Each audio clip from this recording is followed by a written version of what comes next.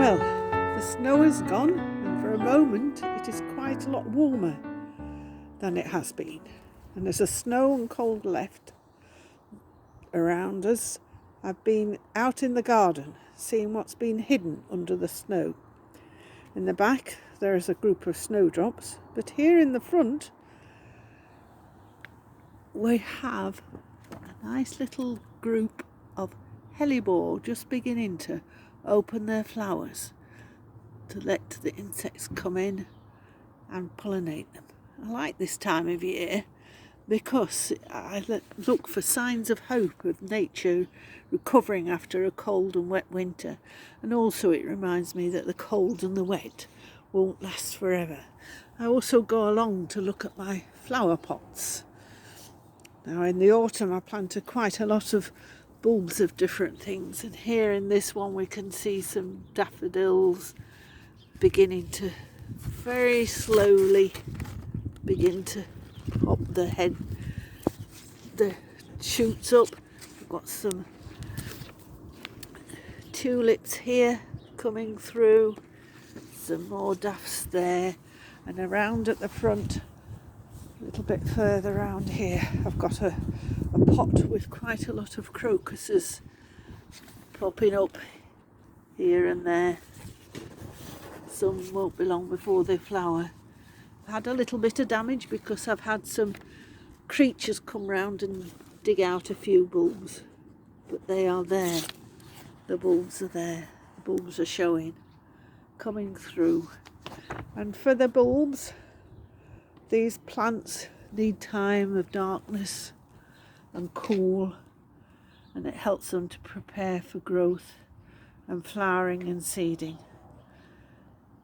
All plants have a different rhythm of life, different times that they grow and flower and seed, and this provides essential things in the nature for all the animals that live around there.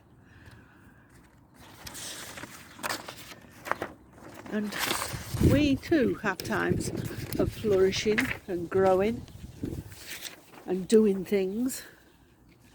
And sometimes as humans, we don't always want to slow down and stop and sit and recharge our batteries.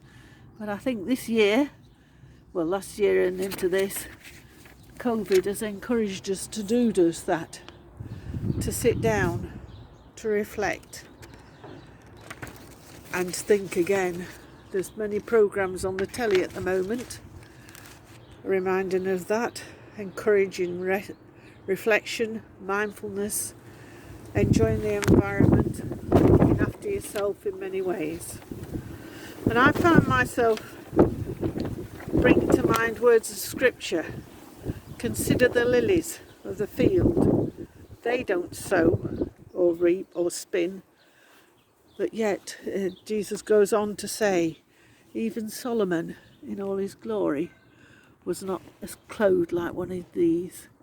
And he reminds us, if God clothes the fields of the earth so beautifully, which is here today and gone tomorrow almost, how much more will he care for you and clothe you in things that you need?